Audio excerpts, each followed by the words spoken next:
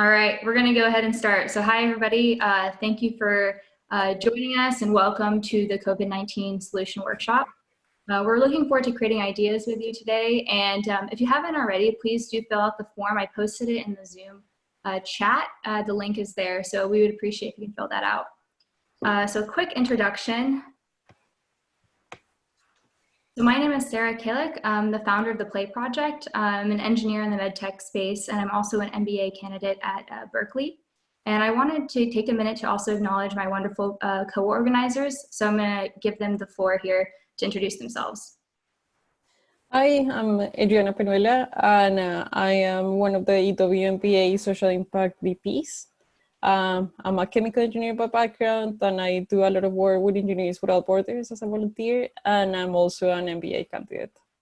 There you go, Trace. Hey everyone, I'm Clarice. I'm also an EW MBA candidate, and I'm working in construction industry and specialize in contract and project management. Thank you, Clarice, and thank you, Adriana. Sorry, I just was able to get your video up here. All right.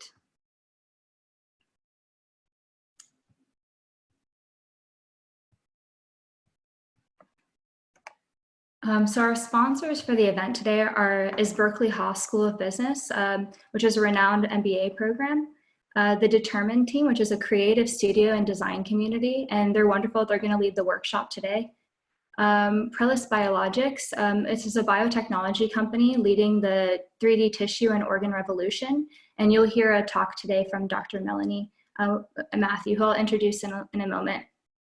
And then also our other sponsor is the Play Project, which is an organization that works on projects to inspire symbiotic individual and community development. So as we all know, in just a few short months, the coronavirus has affected our lives and our communities. It has put our healthcare essential service workers and elderly at risk, brought our jobs and education online, and also required us to shelter in place. We also know that the hot commodity of today is toilet paper.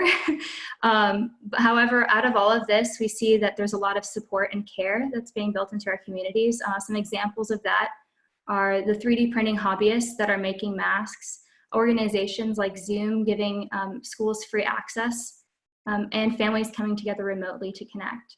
So that's what we're here today for. We want to support and care for our communities as well. The main question, the main purpose that we're here, what we're trying to answer is how might we rapidly empower and support our communities to stay safe and healthy during the COVID-19 outbreak and into the future.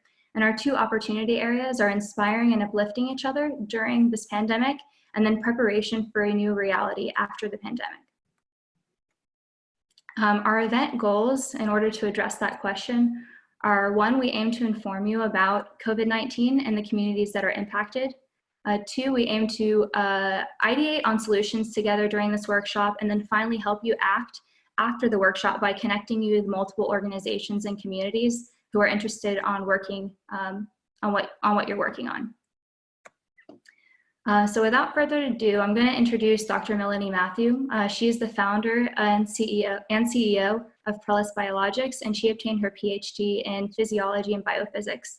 She and her team are currently working on producing a variety of human antibodies to COVID-19, and we're very excited to have her with us today. So I'm going to hand this off to Dr. Matthew.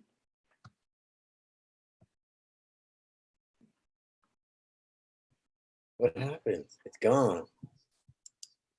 Oh no, she.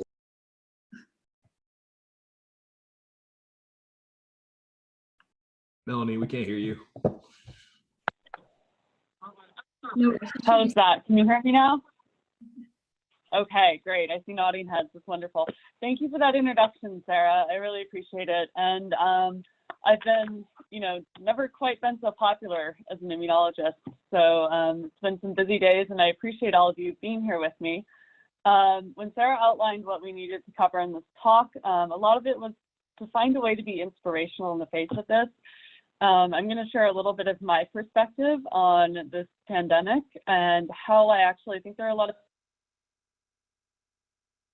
and the global pandemic response and what we can learn from that as problem-solving human beings and how we can start to think about things. It's going to be a little light on the immunology, believe it or not. It might feel technical for some people who are non-technical in the sciences, but do feel free to stop me and ask questions anytime you'd like. All right, so with that, I'm going to go ahead and share my screen. Excellent. Okay. So can everyone see my screen? Oh. Okay, we're good. Great. Okay, so Sarah reached out. We've met before at another talk I'd given, but she reached out based on this article I wrote, Seeing Around Corners, COVID-19 and Immunology, an Economic Review. My experience is, my formal training is primarily in these sciences. I have a PhD in physiology biophysics, as she mentioned, but that PhD was spent characterizing how the immune system responds to things. My business training is not formal. I don't have an MBA, but I have been covering biotechnology companies for 20 years for Silicon Valley angel investors, and I act as an independent consultant. And some of them have invested in my company as well. I founded a company about 3.5 years ago. We're a Series A funded company, and we're doing human organ and tissue engineering. One of the tissues we happen to build are human mini lymph nodes, which can produce these great therapeutic tools called antibodies, and we'll cover that in a little bit too. But first, let's put some framing around what we're all going through. This is emotional, and this is difficult, and that makes it even harder to problem solve sometimes. So let's try to dial back and think about, you know, what our common goals are. And change is tough. Like Sarah said, it's been 3 months, and we are now facing a new reality. And there's a lot of uncertainty around this. And so let's put some context to this. So this is really our common goal, is to have competency and agency in the face of change. And as we go through this talk, I'll do some status update and a nod to the contrarian perspective, a perspective that I don't hold, but one that I've heard circulated. We'll review a framework for response to mass change, some of the light psychology behind that, and I'll provide some references there for you guys and some interesting background reading. Let's develop an understanding of vocabulary, a discussion of how we deal with a viral pandemic, where the holes might be, what's been done, what we could do better. What science can do for us now that it couldn't do before. And so we are living through the first pandemic in global memory. What can we do now that we couldn't do in the last pandemic? And how are we implementing that? And why is that going to make things better for us this time around? And it's good to talk about known unknowns. That can help us kind of grapple with what may be coming in the future and where we can go from there. So these are kind of the goals of my talk. Like I said, we may get into a little bit of immunology. Feel free to stop and ask me questions, but mostly I'm using it as a framework for what we can do and how to think about a pandemic response. It's the primary job of the immune system to respond to external stimuli, like we are as a human race right now. Okay, and then of course a couple inspirational slides on how we can engage in recovery and response and how everyone can look around and start taking action. So some inspiration there. Okay, so I pulled the slides this morning. I'm sure it's changed since then. This is an extremely rapidly changing landscape of disease. We're close to 1 million global, if we haven't already hit it since 5 this morning when I pulled this. 1 million global infected, and not that many recovered. Many people have a very, very long recovery cycle. The US, we nearly doubled in a week. So we went from about 100,000 infections to well over 200,000.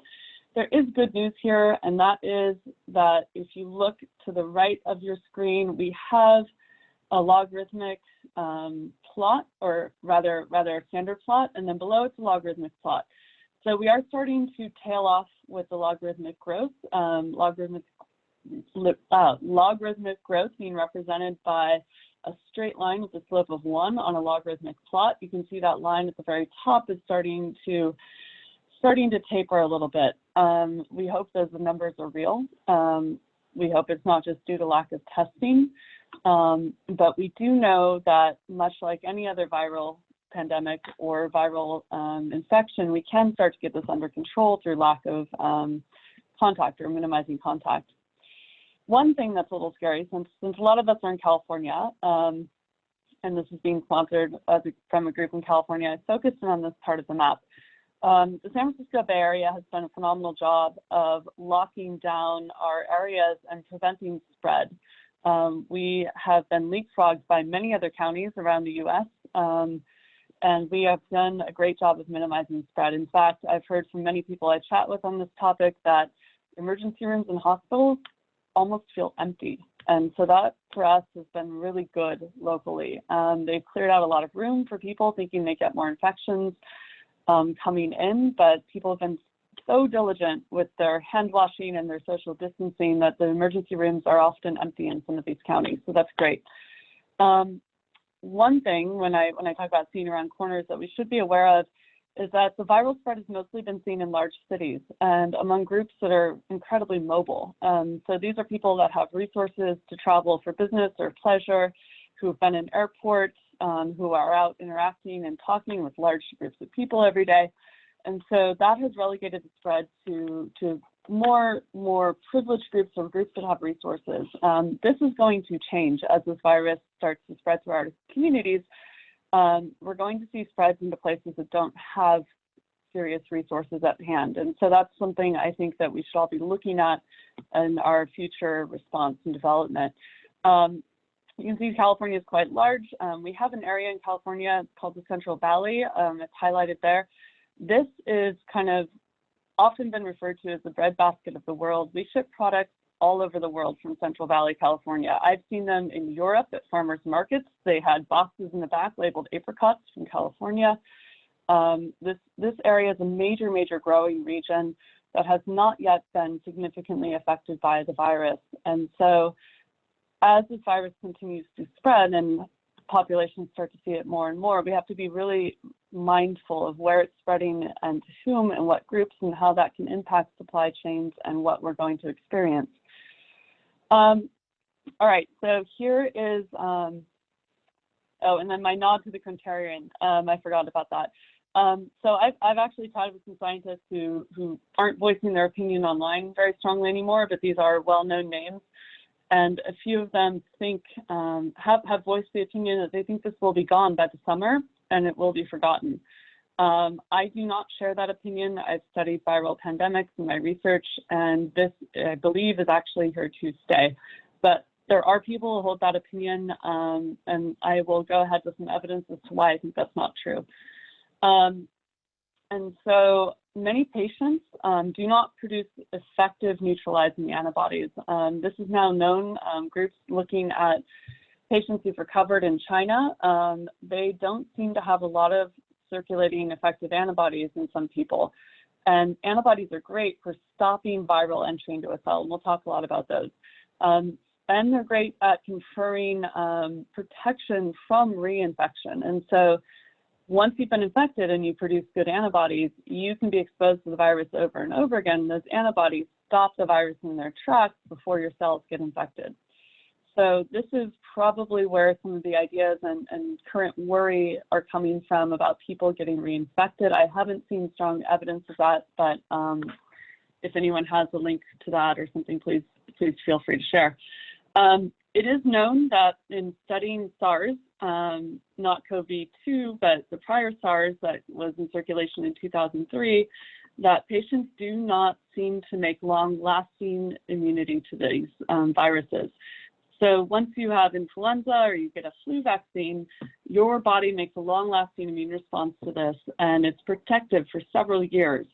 Coronavirus immunity, natural infection immunity, seems to fade after 2 to 3 years. They're not finding those cells or those antibodies in those patients. And so that is very concerning, because it means if the virus hangs out in a pocket amongst the population, 2 or 3 years later, 50% of the people who had immunity will no longer have immunity and can be reinfected.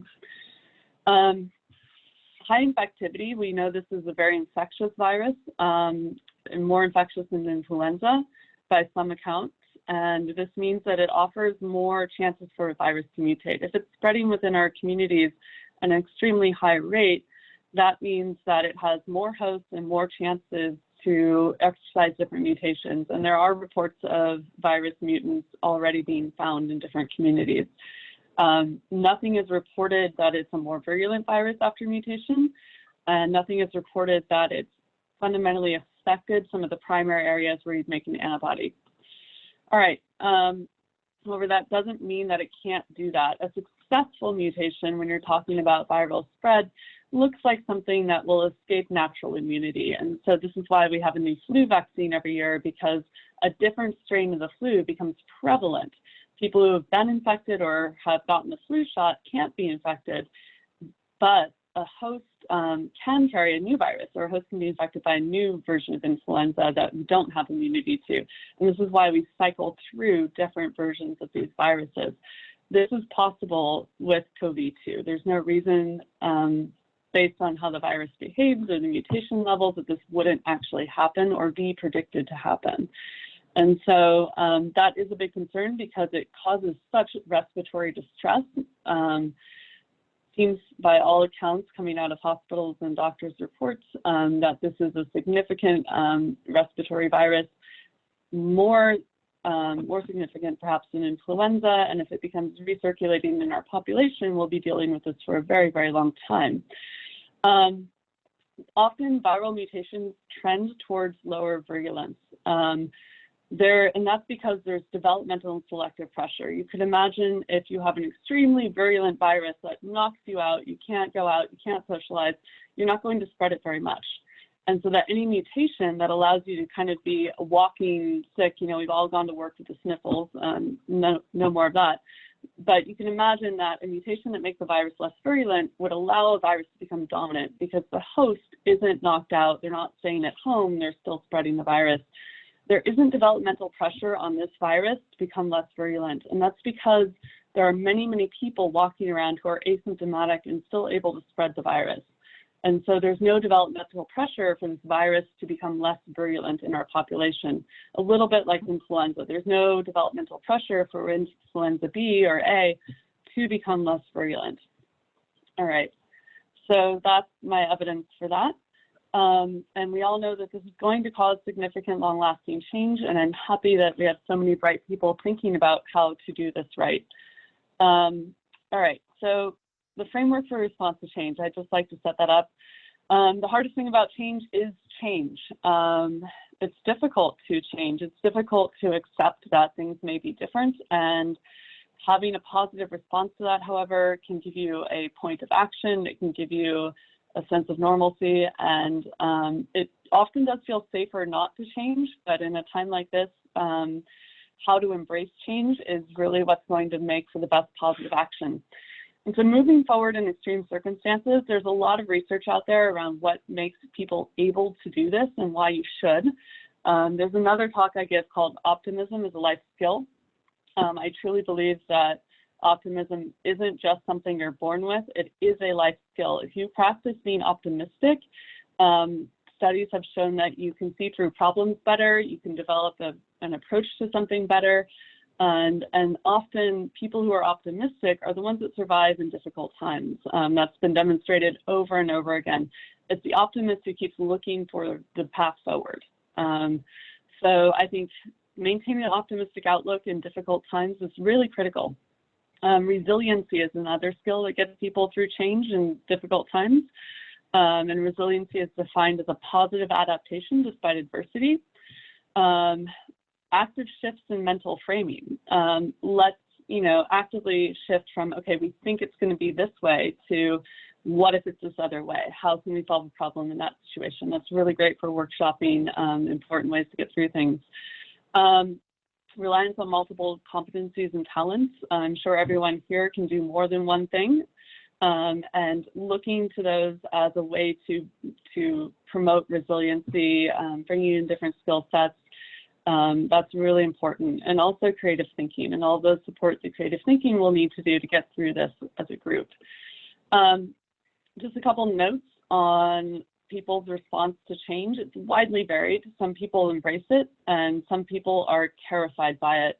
And so there are a couple of really good references that I'm sharing on the screen right now. This is actually, in full disclosure, Avi Tishman is a friend of mine. We went to school together. He wrote a book called Our Political Nature. It's quite dense, But what I think it's valuable for is that it goes over all of the literature on different personality types and who can embrace change and who doesn't. You know, there's a lot of need for openness to embrace change and think through problems. So he kind of poses the question of, is it nature or is it nurture? And he goes through all of the literature there. So if someone you know is really struggling with change, it may not just be nurture, it may actually be nature. And so having patience with people and helping them see a way through that doesn't feel scary can also be really important with dealing with large-scale pandemic responses. There's another interesting review here, Resilience and Involving Concept, a review of literature relevant to Aboriginal research.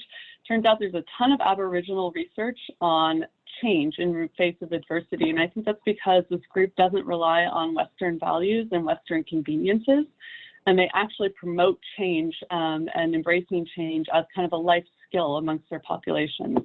And so I found that to be a really interesting review about the psychology of kind of what we're all about to go through and what we're going through. So really, if we can find ways to be positive about this, embrace it, and understand it, and understand the psychology behind it, that will help everyone move forward.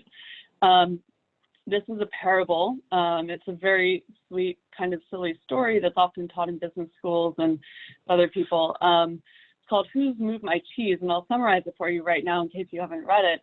But it's about embracing change. And the story goes that there's people who've worked really hard to get through a maze. They found cheese in the center of it. You can all imagine we worked really hard to get the positions we are.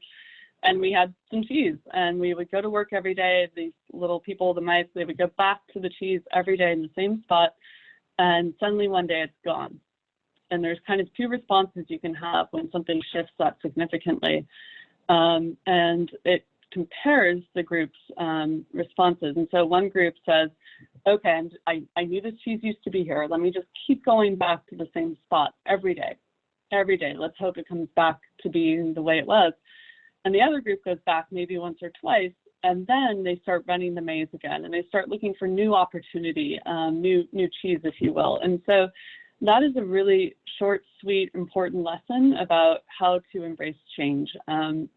So where's the next opportunity? When you see the signs, it may be time to start looking for that. Okay, so a framework for response to change. Let's keep going. The best thing to do really is to define the problem or the change. What is it? What is this change that we're seeing in front of us? Determine which areas will have the greatest impact. Develop and implement a plan of action for a given area, which is why I think this workshop is great, and I'm speaking. I think this is really helpful. Creatively use resources on hand and work to strengthen immediate safety nets and increase optionality. These are ways to get through the change.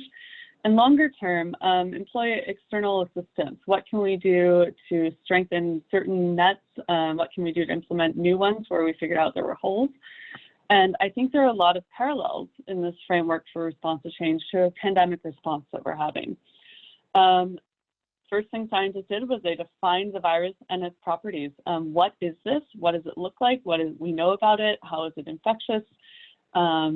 What is it doing? The next thing was people worked really hard to reduce exposure and spread, isolate the virus in the population. China shut down. They attempted to shut down all travel, but it was too late. It escaped the Wuhan region into local regions, and from there it spread quite quickly. Another thing we do in pandemic response is people look for immediate therapeutic approaches. They reach for what's already on the shelf and work with what they have.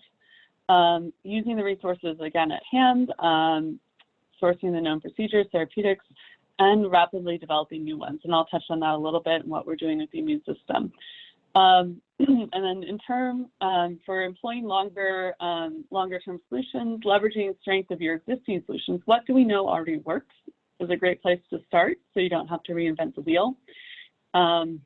Implementing new ones to prevent systemic overload and spread. And so the WHO and CDC are leveraging plenty of their internal and already existing solutions, but people are actively looking for new ones that we can develop today.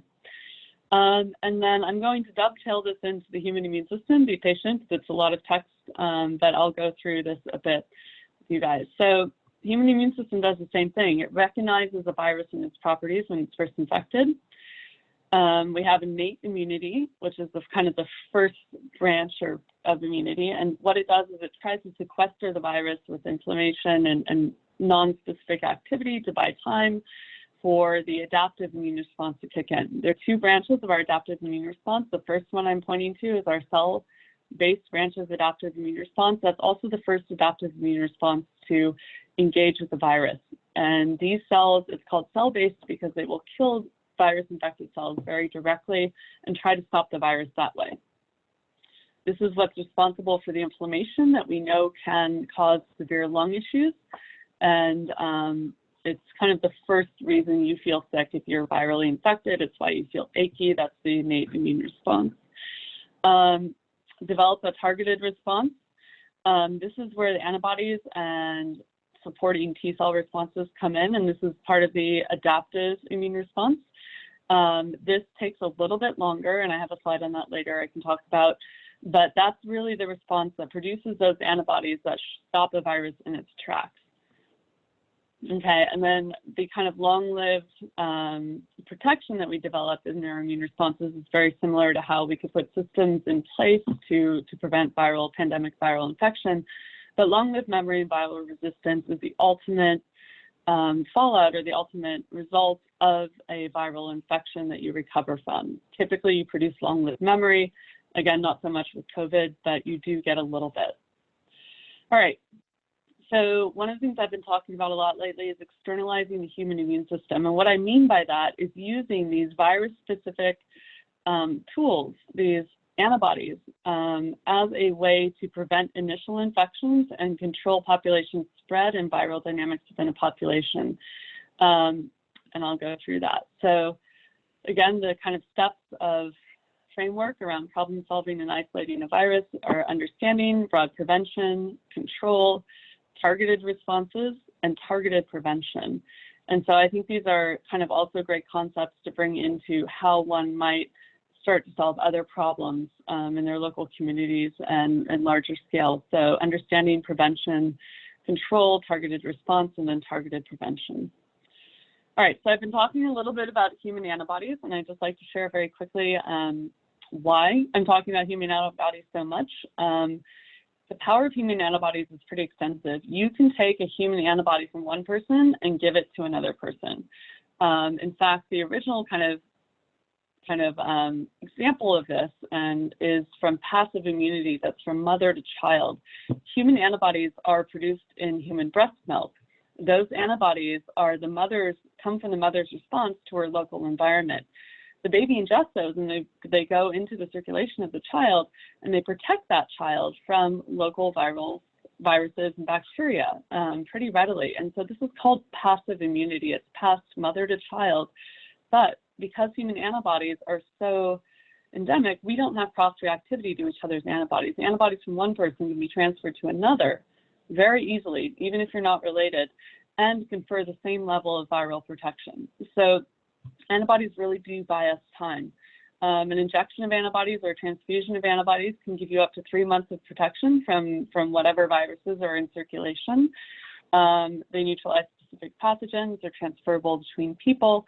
They can be scaled and mass-produced. The largest, drugs that are produced right now, Humira, Enbrel, other similar drugs, are human antibodies. And so we have a lot of systems in place that can rapidly produce this and distribute them. Almost no adverse events or side effects if the antibody is targeted to an external pathogen, and they have a consistent, reliable therapeutic use history. Okay, so that's why we're looking at them as a company. Sorry, again, a very extensively wordy slide, and I think Sarah can distribute these slides later if you guys would like to spend more time reading them. But we don't really have a way to stop a contagion in its tracks fast enough to be effective, especially not effective against a virus such as COVID-2. And so the point there is that we have a lot of great approaches for different levels. We have small molecule therapeutics. They can be administered post-infection. They can slow, perhaps treat symptoms, but not stop spread of a virus, especially if you have an asymptomatic population that's walking around. You also have to develop treatment protocols. There are significant side effects considerations with many of these drugs. They're not something you want to give someone a bottle of and tell them to go home with. It can be dangerous. Vaccine development is also deeply critical. We know that that's helped a lot with influenza, which is deadly for some groups. It's preventative, which is great, but it often requires a year or more to develop. Not all vaccines work very well right at the beginning. They have to have different formulations, different concentrations, different viral antigens associated with them. And it's just the process is much too slow to anticipate what virus is going to come out and protect family members and first responders. You can try, but when you have a novel virus like this one, it's one of those things where we got blindsided. We just didn't see it coming. And so there, unlike the flu vaccine, we didn't know that we should be developing a vaccine for mutations in COVID or coronavirus. Okay, screening and rapid identification isolation. This is cheap on-site virus identification, viral mutations along with isolate and contain. This is a critical portion of the response. But if it's not done fast enough and you have people who are asymptomatic, you can miss infection and you will still have contagion spread. What we're proposing and what a lot of scientists, for example, Distributed Bio, if anyone's seen Pandemic on Netflix, Jake Glanville is a friend and is working on this quite fast. And we're doing something very similar with our company. That's why we're chatting with him. But antibody therapy, these human antibodies, as discussed before, can be made a priority to viruses and potential virus mutations. They're both preventative and therapeutic. If you neutralize, you can give someone a human antibody dose and neutralize viral circulation immediately. They're typically safe with no to low side effects, as mentioned before. And we think that the future is really getting neutralizing human antibodies to predicted mutations that can be stored as genetic sequences. This is very low overhead and almost immediately scaled for prevention and treatment. And so we think this is a rapid way to prevent future pandemics, isolate and protect people who have already been infected, and protect first responders in the first line. And so that's how we're working to solve this. I'll go over this really quick. Standard immunity. Yes. Yes. Sorry to interrupt you. I think we have maybe 1 more minute. And we need to go. Okay. So why don't we go quickly through this? Thank you. Sorry, I didn't mean to take up everyone's time. The concept here, I'll go through this quickly. The concept here is that we're moving adaptive immunity to the front lines here. We're not waiting for inflammation. We're not waiting for hospitalization or infection. We're taking human antibodies that are specific to the virus, moving them to the front line and protecting people there. And with that, we can shift the dynamics of herd immunity. Some of you may have heard this before. You have several infections over your lifetime. This is why viruses cycle through different viruses. And we can shift the dynamics such that we have an immediate herd immunity to something that's this devastating. All right, so let me get to a little bit more of the hopefully inspirational and ways that we can start to if you can give me 30 more seconds, I can get through it. Ways that we can start to brainstorm to help our communities and move things forward in a real way in this very different world. So our broad non-specific responses can cause systemic damage without controlling the problem. This is what we're seeing with lockdown. Many people are losing their jobs. Just last week, 6.6 million filed for unemployment. This is very real. This is going to cause additional problems. There are going to be issues for people paying the rent, getting food on the table. This is going to be a massive problem, but it's not controlling viral spread. That is still happening. One of the things I highlighted in my articles was that job loss precipitates large migration and movement of people. We have to be ready and willing to accept the fact that people will be moving away from expensive cities. They may be combining households. This comes with a whole nother set of challenges and opportunities. Again, there's an article here at the bottom. If you're wanting to do some additional reading, the far-reaching impact of job loss and unemployment from Jenny Brand on 2015. All right, so understanding, broad prevention, control, targeted response, targeted prevention. What are the problems? Where is action needed? I think that's a great way to start this brainstorm. What can we do immediately to change, assist, and promote the health of our local economies? How can we minimize and prevent future damage? Where can specific actions be taken? What resources do we have? What talents do we have? How can we think about this? And what can be implemented for future business disruptions and shifts in customer behavior? So again, resilience and creativity is going to help drive these discussions. Can you and your business anticipate and adapt to changing needs of society? We are going to have changing needs of society. People are going to get very tired of Netflix very soon.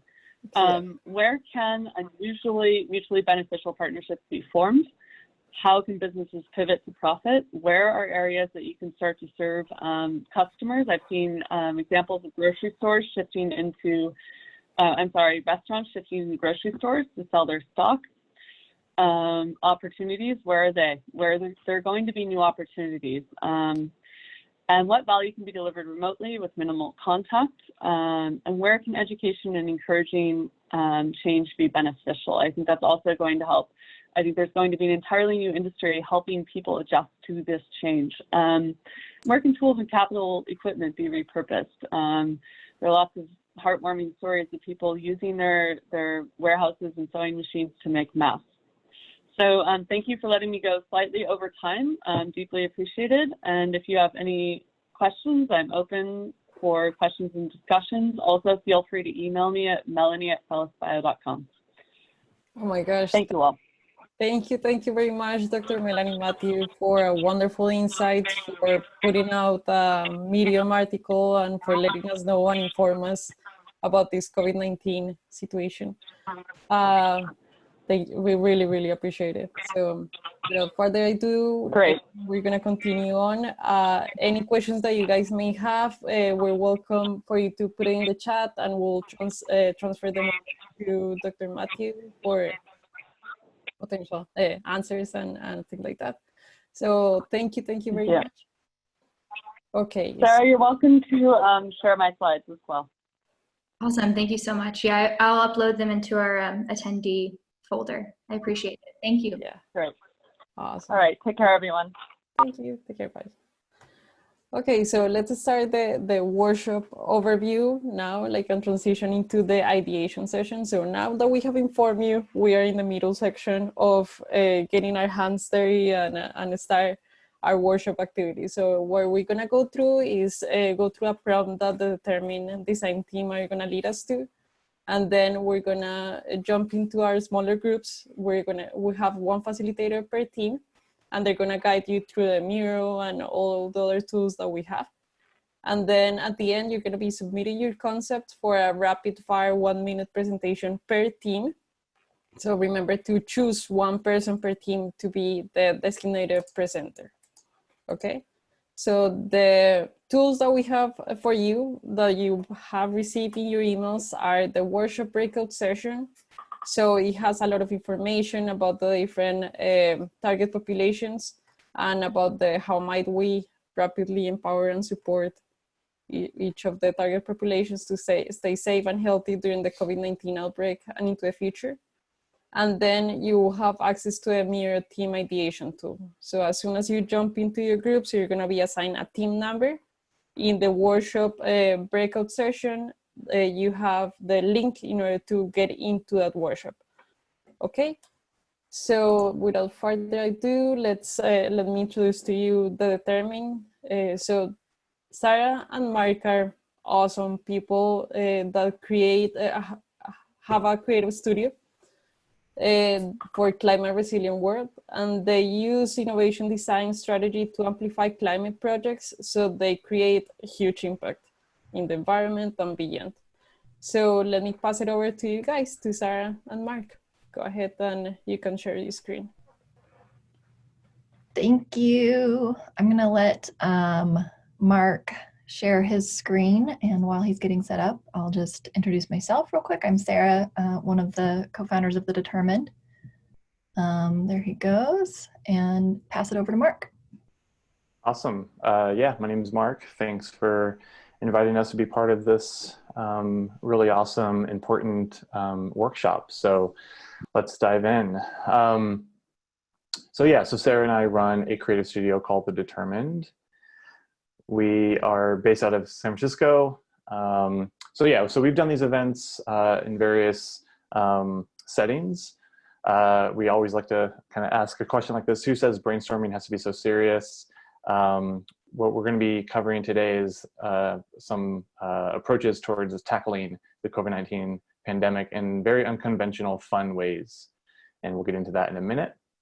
So yeah, we'll cover our remix process.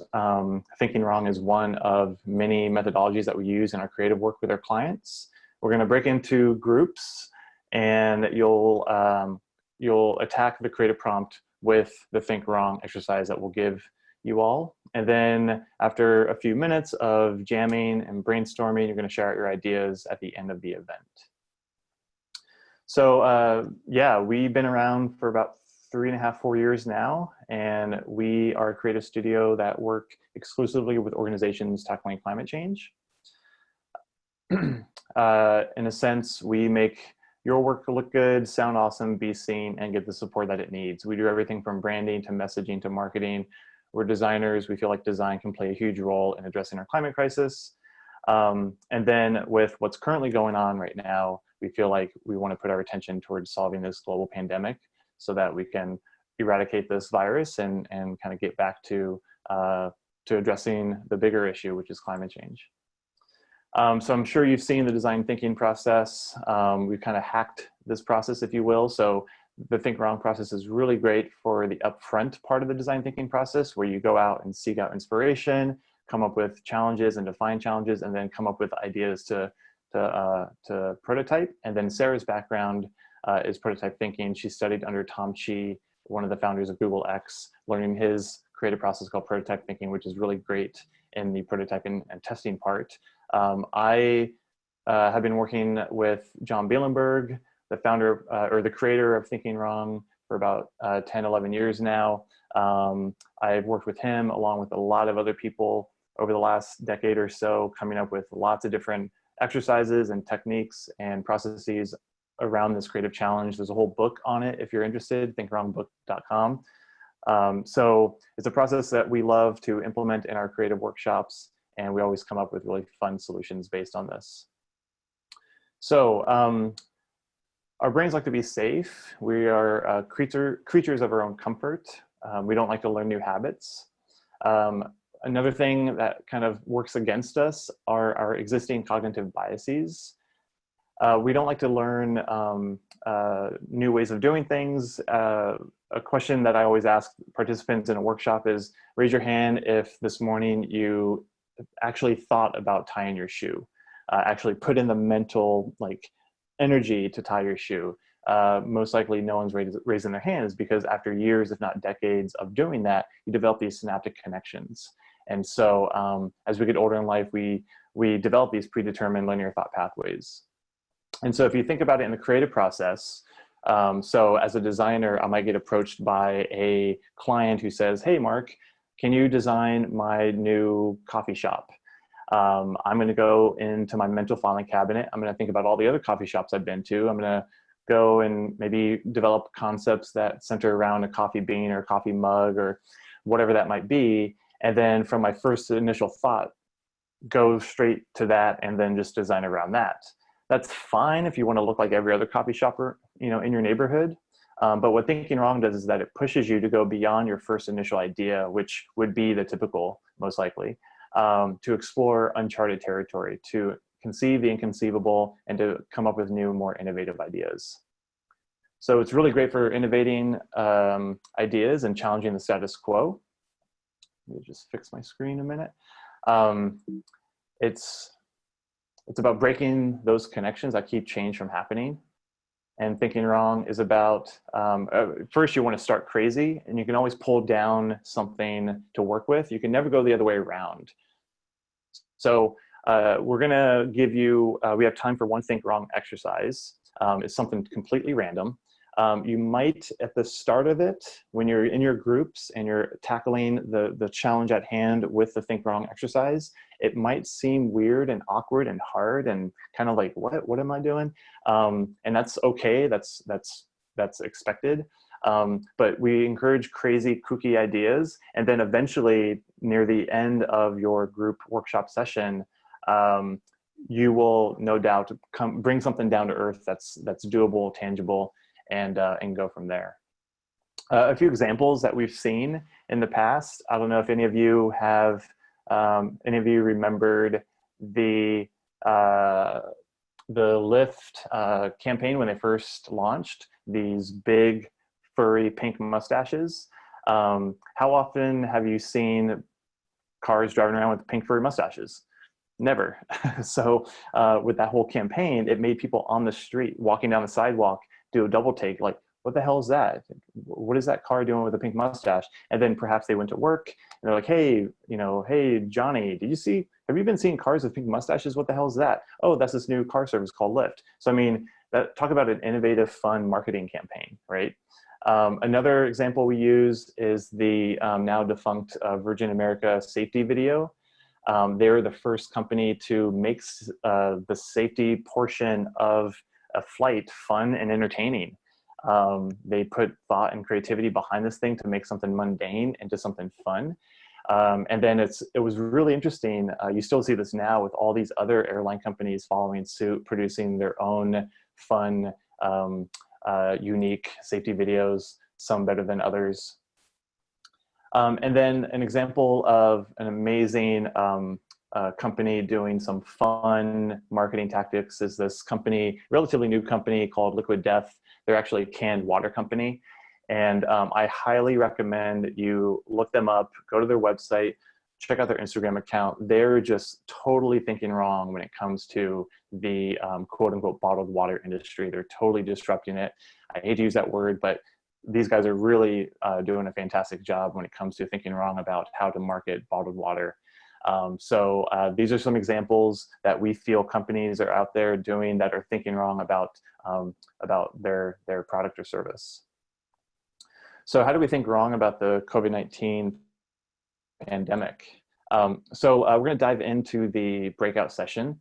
And so what we're going to be doing is I'm going to finish the presentation, and then the hosts of the workshop will kind of divvy up the groups.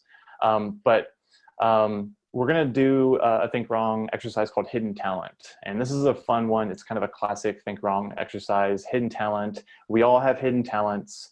I personally can't juggle bowling pins, but my hidden talent is I have a really high tolerance for spicy food. You might have a hidden talent. Maybe you know 10 languages.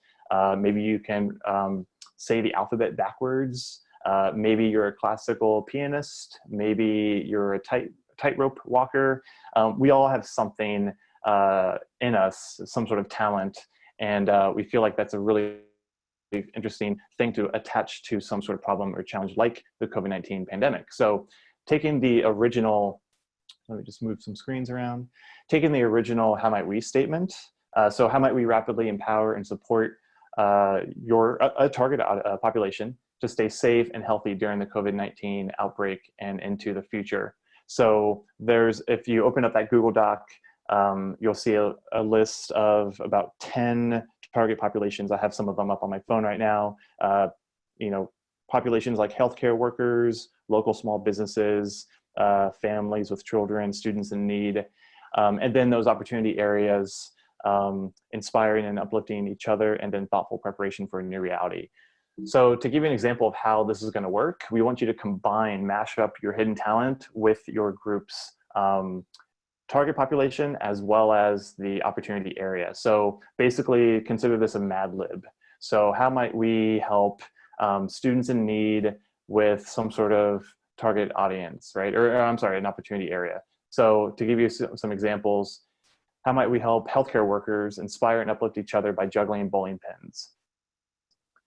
How might we help students in need with thoughtful preparation for a new reality by juggling bowling pins? So again, the hidden talent is going to seem really weird at first. So my advice, so you're going to get into your groups, you're going to share out, you're going to introduce yourselves, and then in your introduction, you're going to share out a hidden talent. Now, my advice would be to you can take that hidden talent very literally and use it, like juggling bowling pins, or just use it as inspiration, and you could be very abstract about it. So it doesn't have to be literal hidden talent. You could just take it as inspiration too. And you can also combine hidden talents from your group. So no wrong answers, definitely have fun. And again, start crazy first, start kind of pie in the sky, crazy kooky ideas, and then eventually start to bring it down to earth. And then just a few more slides to wrap up. Just kind of a recap. So if you feel stuck at work or on a particular challenge, try this prompt and see where it takes you. If you thinking wrong is really great for coming up with fresh approaches and new possibilities. It's about uncovering unique insights. So again, it's really good at the beginning stages of the design thinking process. It's about embracing randomness to drive innovation. And as I mentioned before, always start crazy, then bring it down from there. It's a lot harder to go the other way, to take a really mundane, simple, boring idea and make it awesome. So just one more slide, I think. Just a shameless plug. I don't know how many designers are joining us today, but we have a project called climatedesigners.org through the Determine. So it's our side project. And if there's any designers here, we highly encourage you to check out climatedesigners.org if you are interested in tackling climate in the climate crisis. And the Climate Designers Project is basically a hub for designers and creative professionals from all industries committed to using our creative skills for climate action. So if you're interested as a designer, if you're interested in our climate crisis, definitely check out our community. We offer podcasts, virtual meetups, in-person meetups. We have an online community. There's lots of things kind of bubbling up right now with this project. It's relatively new and we're getting a lot of traction. So shameless plug, sorry about that, but I figured take the opportunity. So that's it. I'm gonna maybe pause if there's any questions. I'll open up the chat window. Yeah, if this feels crazy when you guys jump into it, it's supposed to get you thinking about crazy different ideas than what everybody else would be thinking about. So be thinking of what is your hidden talent and get ready to mash all of these ideas up together with your groups. So think pink mustaches, the liquid death example. I mean, if you want to pull it up on your laptop right now, on your phone right now, think the Virgin Airlines safety video. Like, what's the thing that's gonna make your idea stand out? That'll notice. Exactly. Yeah. So so I don't see any questions in the chat. So Okay. Sarah and the rest of the team, I don't know how you want to proceed next. So I'll hand it over to you. Well, thank you so much, Mark and Sarah, for taking us through that awesome presentation. Okay, so I'm getting ready to send you all to your breakout rooms. So you're gonna be sent to your rooms. There's gonna be one facilitator and start creating, start thinking. Okay, so if you have the need to pull us out as a host, there is a pull the host in if you need anything in particular. Okay, so there you go. Welcome back, and hope you had a great time in the brainstorm session. So we're going to jump right into the 1-minute presentation now. Every team will have 1 minute to present your targeted population and the solutions. We will start from team 1 and move forward sequentially.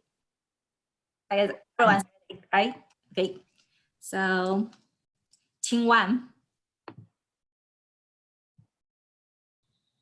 Okay. Is any from team 1 that would like to share? Or should I just go ahead? I think you can go ahead. Yeah, go ahead. Okay. So our product service is called Commission versus, or not versus COVID, but it's bigger than COVID. So Commission against COVID.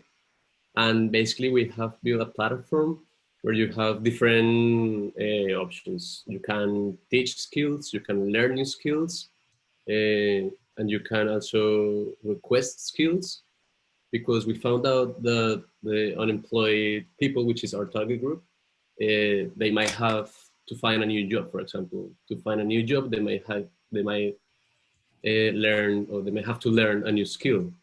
Therefore, why not a platform where they can actually learn new skills and there's people who is actually willing to share their skills. So basically employing those who have lost their jobs to COVID in the battle against it through commissioned work and leading and taking workshops.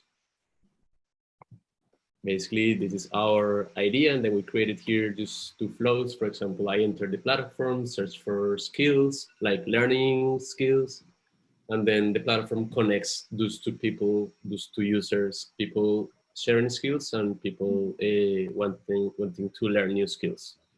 And then we can close the cycle in the sharing economy using the skills as a transaction.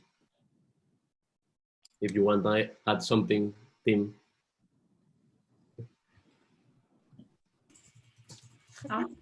Thank you. Okay, let's move to Team 2 ideation.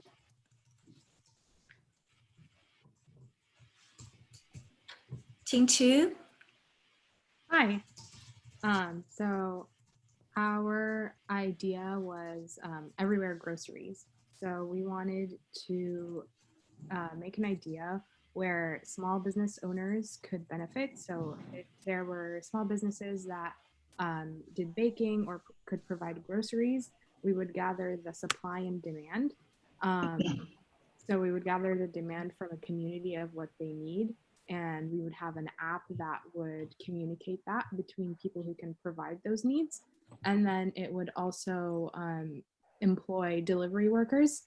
And we also kind of went a little crazy and thought of ways to like install something to sanitize the delivery people as they step out of their cars with UV light or something. And yeah, that was our idea. Thank you. Okay, Team 3.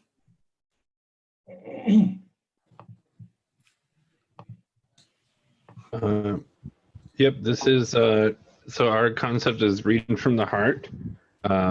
So basically what that means is, you know, there's a lot of kids that are at home, school's out, and a lot of working parents. So the amount of hours that there's supervised or unsupervised children is like exploding. So what we were thinking of is we feel like our elderly and senior citizens still have a lot of value to add. And one thing that they could do would be the MVP would just start off with reading children's books to kids, just so they still hear new words, can work through things. So it would be either connecting people in assisted living facilities or in neighborhoods with other individuals. So the senior citizen would read, the kids would get to learn, and the parents would get a break. So it's a win-win-win. And then there would be some recording of lessons, so you could have some on-demand kind of rewatching.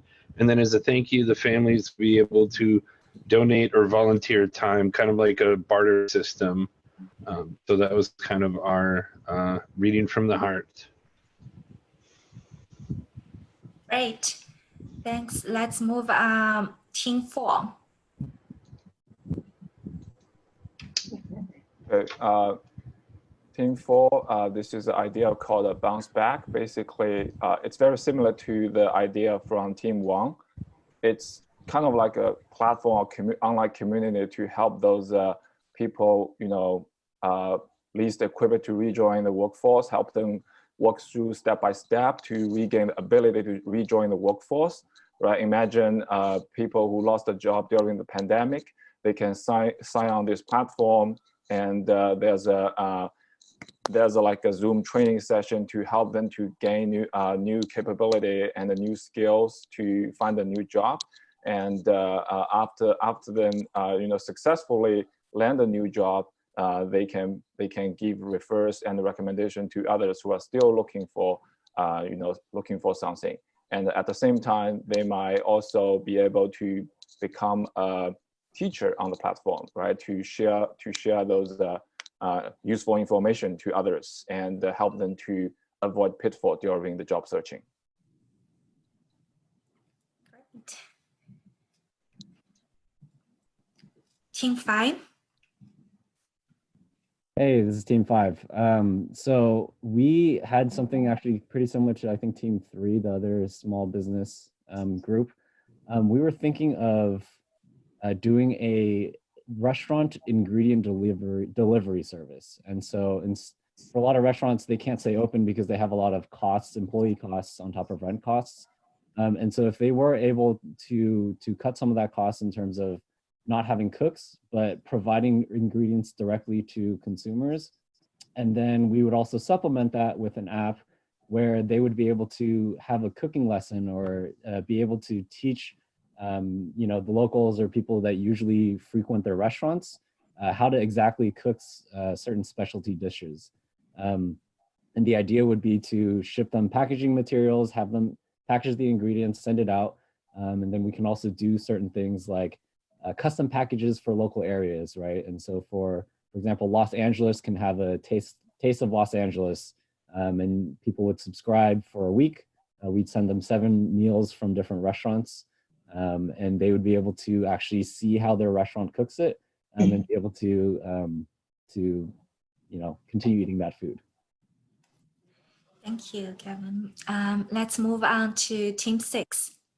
Hi, this is Wendy. I worked with Ray and Amy on how might we help isolated individuals with thoughtful preparation for a new reality. And we've decided that there are a lot of problems that isolated individuals are facing now, including like possible like slipping into a thought like depression, or just like being really anxious about like family members that they can't reach.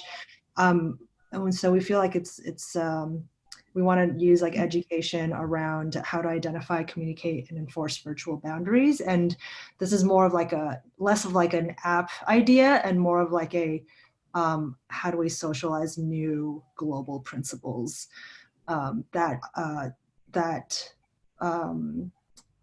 are around being able to effectively identify and communicate your needs as an individual, your boundaries as an individual, and having like a global understanding of how to express and understand consent. So the expertise that would be needed through this is like therapists, psychologists, behaviorists, sociologists. The timeline is probably like really long, but I feel like we're moving into a society where we're really caring about each other as individuals. And so what are these skills that, you know, a small number of us already have, but like how do we propagate that across more people? So shall we move on to Team 7? Yeah, this is Jyoti.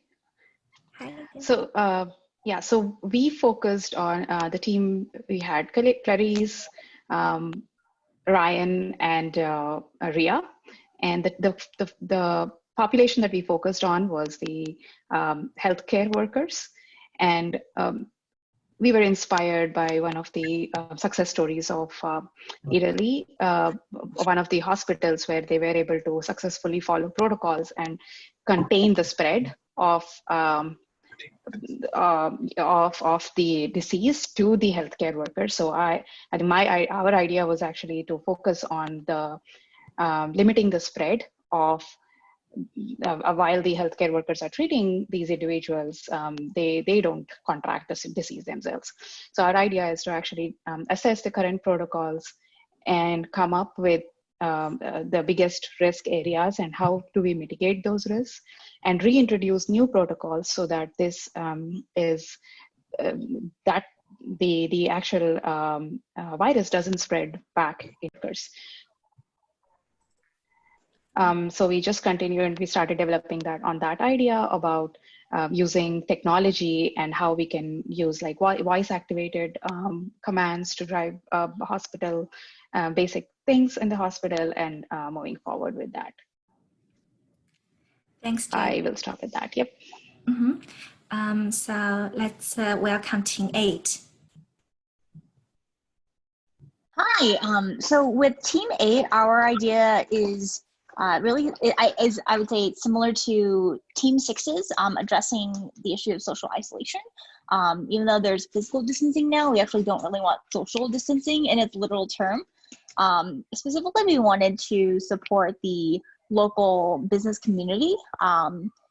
If we were to choose kind of a cohort, we were thinking the local restaurants, but also the workers, the gig workers who are employed by delivery partners.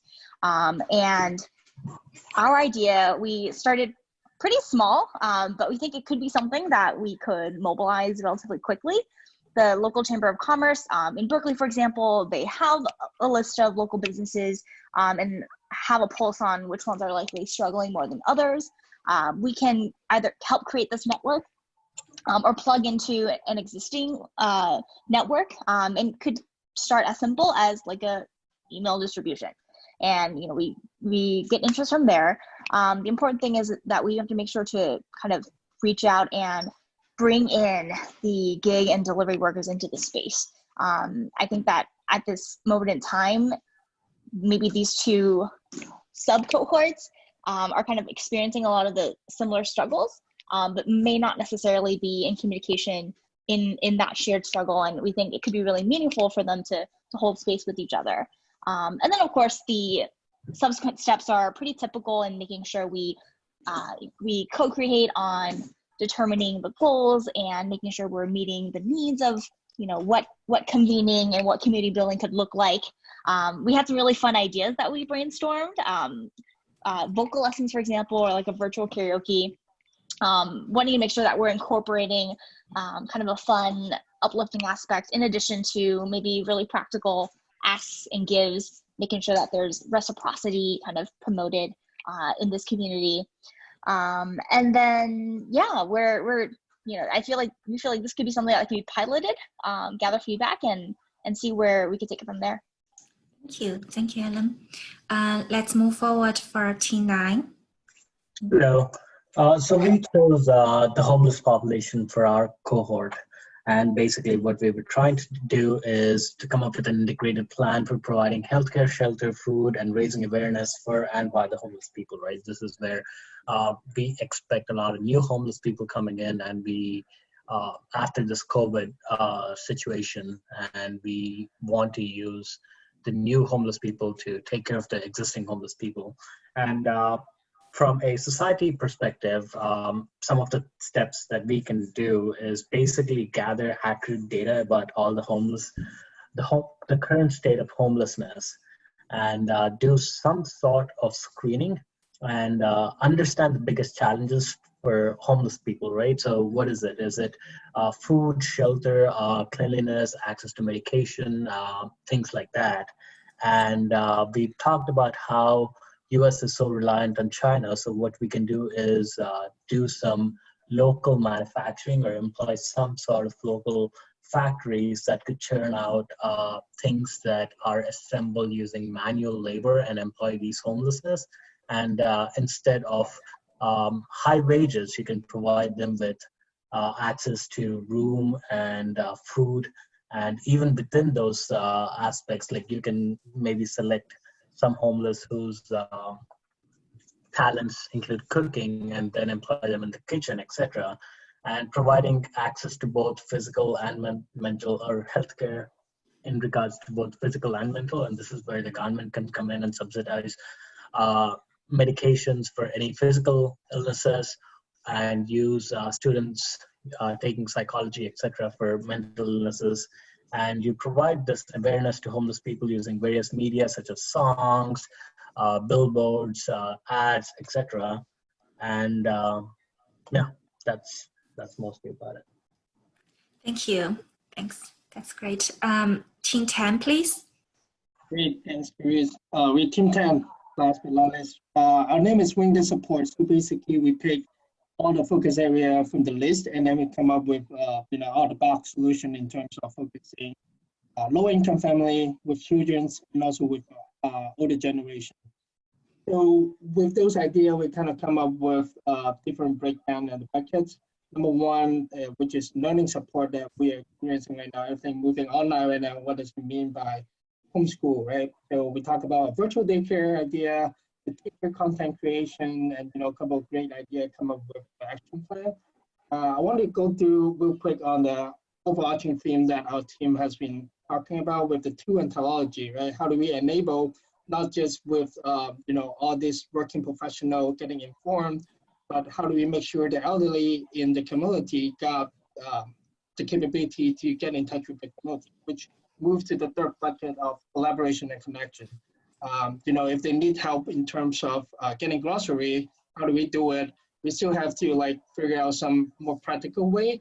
But I think the overarching theme from our team is how do we enhance the community and the communication between all those groups, especially for the low income and also the elderly group.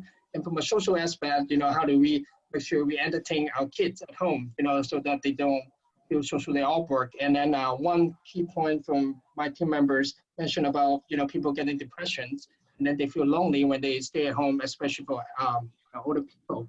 So there's a lot of different great ideas that we're gonna come up, but let me stop here. Pass it back to you, Chris. Thank you. Thank you, Thaz.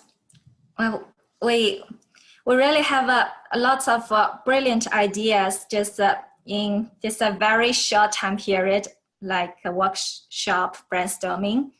And it's so inspiring to hear about all those good-hearted ideas. By being part of COVID-19 workshop, we are no longer passively experiencing a crisis. Instead, we are all together, actively finding solutions. Hopefully, the COVID-19 workshop brings you new initiatives about how to better support and lift each other through this difficult time. In the meanwhile, COVID-19 response team in partnership with UC Berkeley EWMBAA will be working on turning some of those great ideas into reality. And we would like to invite you to join us. After the event, you will receive a follow-up email from us, including the invitation to Berkeley COVID-19 response Slack channel, or post-workshop solutions, as well as post-event project involvement chances in the Slack channel. Please also reach out to us if you have any questions. At the end of the event, thanks for the great speech from Dr. Melon Matthew. Thanks for the determined meeting and the UC Berkeley EWMBAA for the support. Big thanks for the facilitators who devote your time to help us run breakout room sessions smoothly. And thank you, the participant, for joining us in this effort to support society. COVID-19 workshop is now completed. If you would like to stay around and learn more about how to transform ideas into business plans, we have a bonus lecture from COVID Accelerator, which will be presented by Sarah. Yeah. Awesome. Is that me? Yeah, so I was just about to introduce you, Tito. Thanks. So basically the COVID Accelerator is an opportunity for you all to continue on your projects. Sorry, if you don't mind. Yep, perfect. Tito is the co-founder of the Negative and also Impossible Labs, and he's just going to talk through this accelerator that he's working on with a large number of people. And so take it away, Tito. Hey, everybody. It's cool to see so many people go through the workshop and come up with ideas. I was part of team 2, and shout out to team 10, where my partner Ari Gentry was working. So Ari and I have been working together for like the last decade or so on different initiatives. Most recently, we're working on solutions to climate change at a company that we started together called Negative, pulling carbon dioxide out of the atmosphere and turning it into consumer products like jewelry and home goods.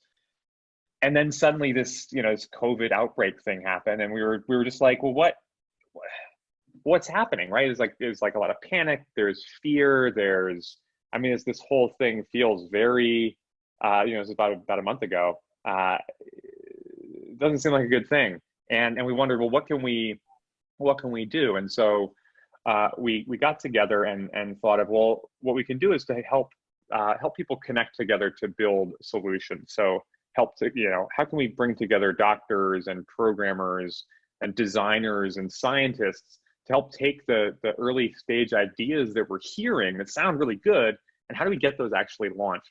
So out of that kind of fear and panic, we created something that can be part of the solution. We created a group called COVID Accelerator, and the website is covidaccelerator.com. We launched it as an idea, and it totally blew up. At this moment, there's over 750 doctors, scientists, developers, and designers working as part of this community. And it's been an incredible pleasure to see just new ideas come in, and a designer steps into it, and a developer steps into it, and then 24 hours later, they've got a website and a prototype up. Some of the projects that have come out of COVID Accelerator in just the 20 days since we launched this include the Corona Care Card, which is a way to support online, it's a way to support small businesses by buying gift cards online.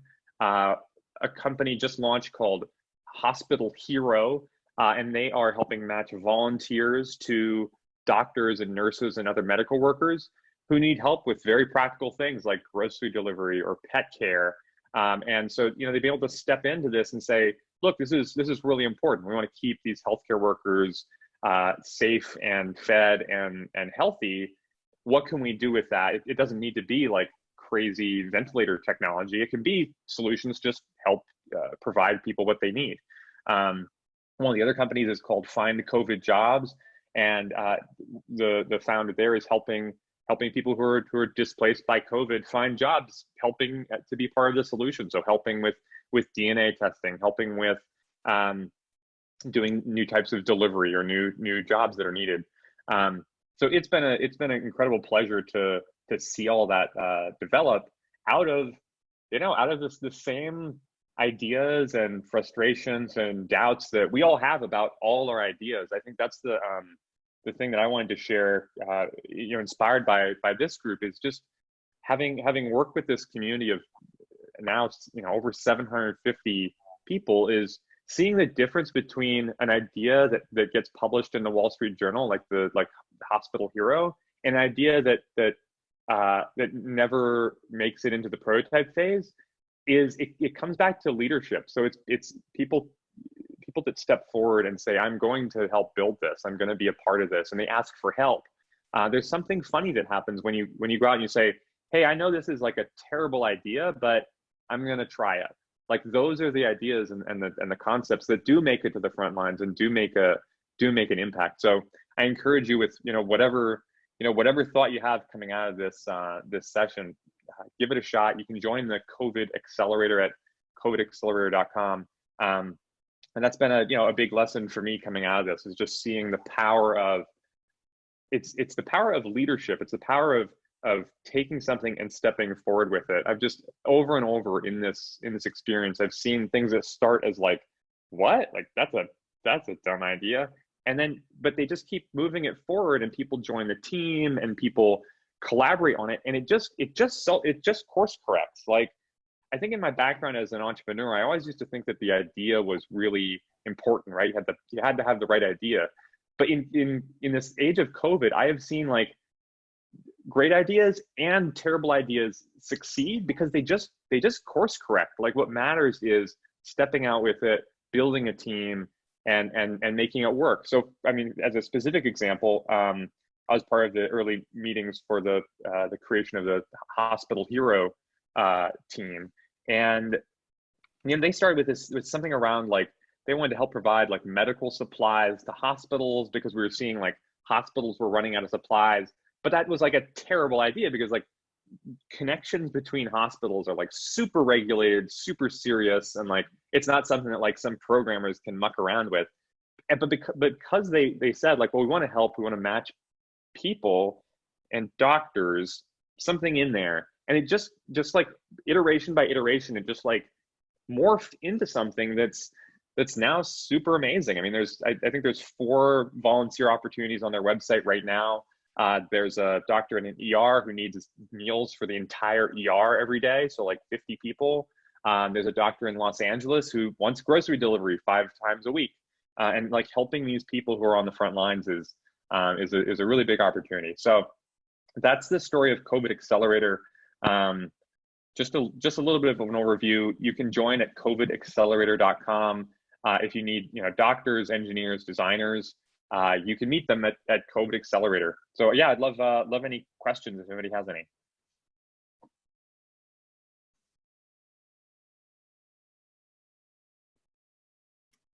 Hey guys, if you guys have any questions, since we'll take them and then we'll pass it over to you, Tito, if that's all right. Yeah. Awesome. Okay, great.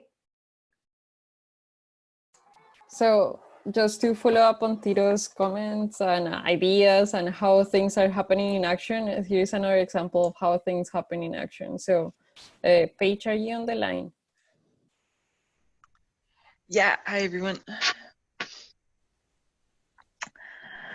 Yeah, so I'm Paige Balcom. I'm a PhD student at Berkeley studying mechanical engineering, and my research is looking at recycling plastic waste in Uganda.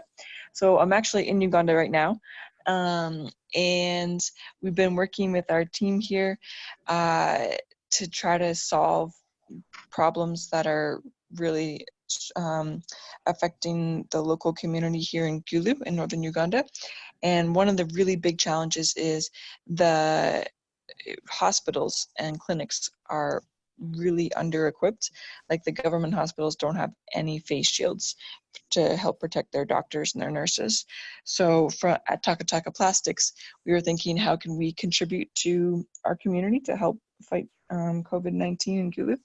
And since our expertise is in plastics, we realized we could try to help these doctors making face shields. And so we started just prototyping with like scrap material that we found around, and we've gone through a few different designs.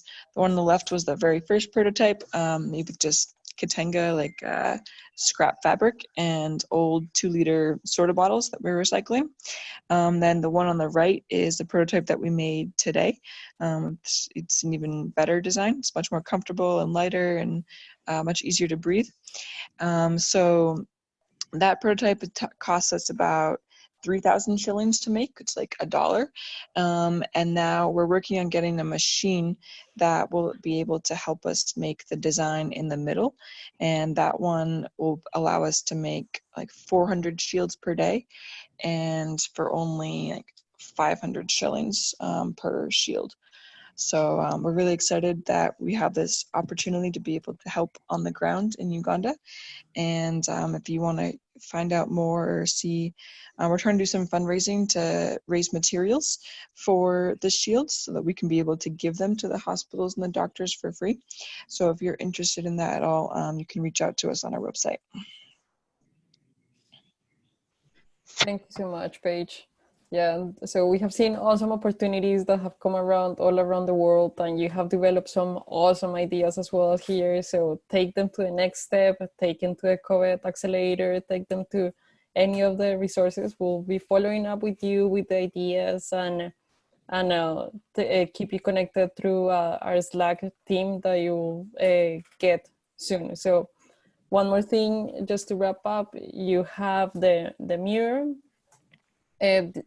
Page will be available for you until the end of the day today. So if you can just package it all into and submit it into the survey that will be sending it out, I think that will allow us to create a full deck of ideas that we will be submitting to different places. But we encourage you to continue the quest and solving and taking action into what is next for the now and for the later during this COVID-19 situation. Anything else you want to add, Sarah or Clarice? Awesome. Yeah, just please again submit on that form. It's basically submitting your solution, and we'll be able to share that with multiple organizations. So thank you guys again. Thank you to everybody that was a part of the event. And I think I'm good. Thank you. Awesome.